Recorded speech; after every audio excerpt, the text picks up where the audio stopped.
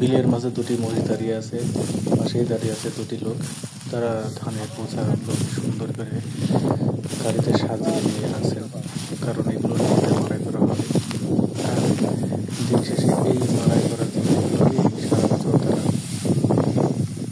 ভাত খাবে।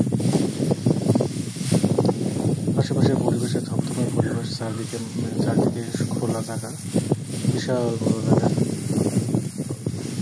আপনার যদি আমরা কখন ঘুরতে বেরোন দেখতে ভালো হয়ে যাবে।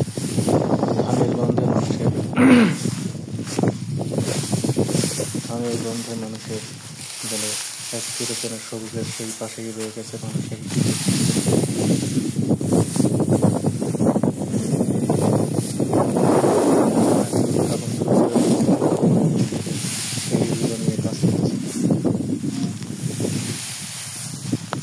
মহিষের গাড়ি অনেকে দেখেছেন, দুটি মহিষ পাশে দাঁড়িয়ে সে ফাঁসলাটা কথা খাচ্ছিল।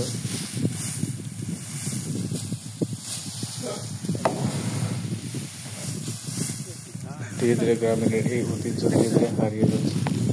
এখন আর আগের মতো মানুষ কাজে ব্যস্ত থাকে না। বিভিন্ন কারণে দেখা যাচ্ছে গ্রাম ছেড়ে মানুষ শহরের দিকে ধাবিত হচ্ছে। এটার হয়তো কারণ ধানের দাম ঠিকঠাক না পাওয়া, ফসলের দাম ঠিকঠাক না পাওয়া, প্রচুর পরিশ্রম করার পরেও যদি সেই ফল না পাওয়া যায়, সেখানে আসলে কাজের কোনো মূল্য থাকে না।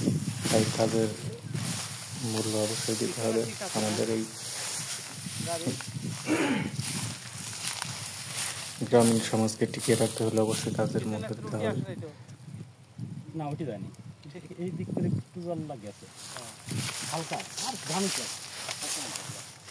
আপনারা বন্ধুরা কেউ কি দেখেছেন এভাবে কিভাবে একটি মোষের গাড়িতে ধানের পালা দিয়ে ধানগুলো বাড়ি নিয়ে যাওয়ার ব্যবস্থা করতে হয়?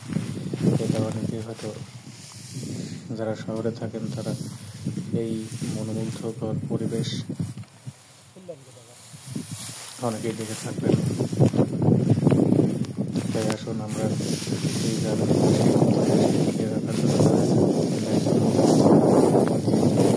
দেব।